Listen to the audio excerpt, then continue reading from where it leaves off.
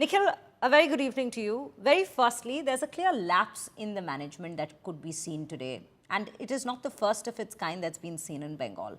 So the question remains, why did the organizer not have a proper planning in place, in structure, to ensure that the smooth execution took place of the program and what lay ahead for the three cities that they are to host Messi in?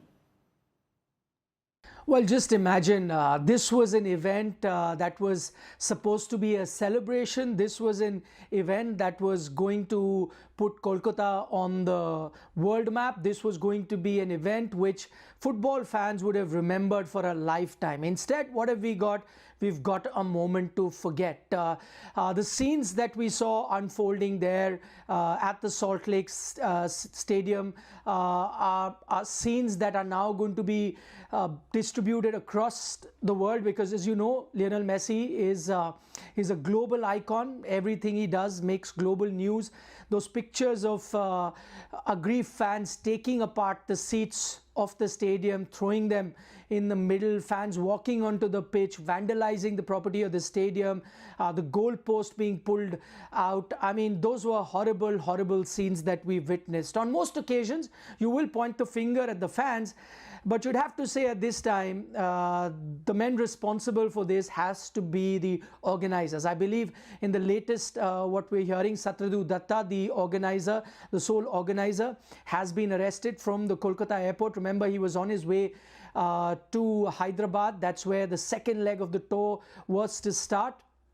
He's, of course, a businessman, a sports enthusiast, and he's the one who's managed to get Lionel Messi. But I think that's where the problem lies. I think, managing a sports event is a very specialized field.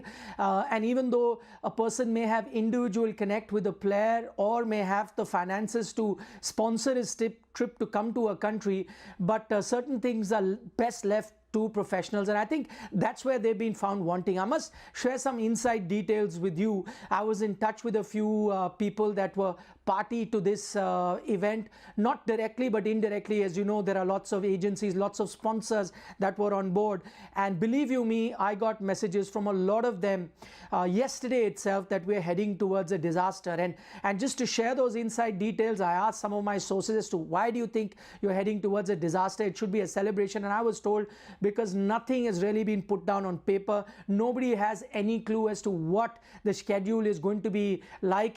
It's all been, put to one man to run the entire show, and he's keeping the cards so close to his chest, nobody knows. And that's eventually, what we got to see as well, of pandemonium on the football pitch. And then I think if you look at the fans, I don't blame them, because a lot of them I was listening to have paid good money to travel from outside Kolkata, bought tickets for 12,000-15,000. Some of those football fans, I believe their monthly salary is 20,000, 30,000, and they paid 10,000 for this ticket. And what did they get? They get merely 15 minutes of Lionel Messi. That too, they can't see him on the giant screen. They have to really strain their neck to catch a glimpse of him. He's walking. There's no game. There's nothing. Imagine someone who's paid 10,000 just to see a small figure in the field for barely about 5 to 7 minutes. Clearly, it was not their money's worth. And that's why I think fans are like that. And I think what makes matters worse is the VIP culture that I'm afraid we've had in this country for very long. You have clear access to politicians who can get their jerseys signed, selfies taken, film stars getting private access, entrepreneurs, big names, cricket stars, from the city of Kolkata. We've seen all of them have got private access and this opportunity to speak to Messi, shake his hand, get their shirts signed, get their kids pictured with him. And then there are these actual football fans who don't even manage to get a glimpse. And I think that is what aggravated the anger of the fans, and that is what led to the scenes that we saw on the football pitch. You've raised some very pertinent points, and it's ironic how the tonality of us discussing this very event has changed through the day. Nikhil, an event like this ends up scarring the nation in itself and its preparedness for hosting major sportsperson and other sporting events at large as well, which comes in as quite a disappointment for the sports fraternity at large and those who are aspiring to become athletes from not just this very state, not just this very city, but the nation at large when we look at such incidents taking place. Well, how does this impact the future events that India would be hosting? It will negatively impact that for sure. As I mentioned earlier, whatever Messi is doing now is going to be making global headlines. The entire universe is going to be watching, because, as you know, football is played in more countries than the members of UN that you have. So that's how popular football is, and that's how popular Lionel Messi is. So this, the world would be noticing. It's going to bring a lot of shame to the country. But in terms of hosting events, and I know directly you're going to link it, let's say, to the Commonwealth Games or the Olympic Games that India is going to organize. I think the difference there is that those games are organized and there's a structure in place. I think this was more a private event handled by people who have no idea how to manage an event of this scale, and that's why things have gone wrong. When you organize an Olympic Games or the Commonwealth Games, or you have other sporting events that you have the IPL here, you have the Hockey World Cups take place in India, and various other big sporting events, and those, I think, still go incident free because you have professionals managing that. So in that sense, and I'll take you back to the Commonwealth Games as well that happened in New Delhi in 2010. Majority of the controversies that were around those games were related to corruption within. As far as the organization of the event was concerned, that was top notch, and I heard foreign athletes at that time, I'd covered those games, also have high praise for how the event was managed. So I think that distinction we'll have to make between a professionally managed event. This, unfortunately, was not a professionally managed event. I don't know what happens from here on, but as I said earlier as well, the kind of information that I'm getting from people who have been on the periphery of this event, the reports aren't good. I don't know how good the next few legs, that is Hyderabad, Mumbai and Delhi, will be. Will they be incident free? I'm not too sure about that as well.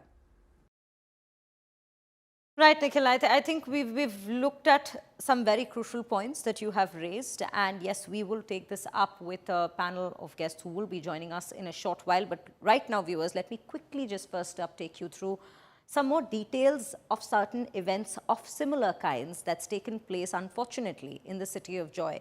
When Kala turns ugly in Kolkata. This is what we have, in fact, pieced together at this given point. Remember, let me take you back to 1996. It was the India versus Sri Lanka semi-finale, wherein there was disagreement with politics that had taken place, and fires, bottle thrown. Again, there was a pitch invasion. There had been several seats that had completely been put on fire.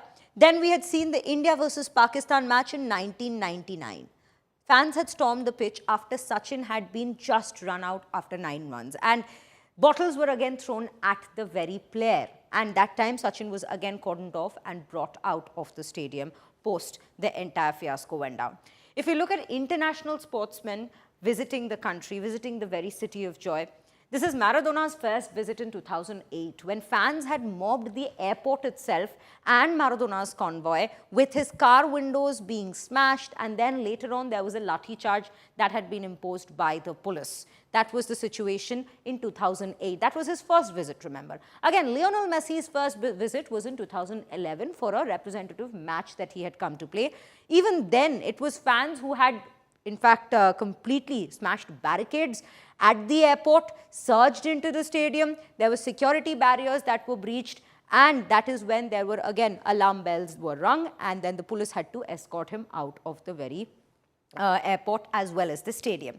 Again, Maradona's second visit, and this very visual had in fact gone viral at that time back in 2017, because this was at a press conference right after the charity match visit turned ugly, wherein his convoy again was attacked by certain sports enthusiasts with stones, and they had even hurled themselves at the car windows, and that is the episode which had really upset him.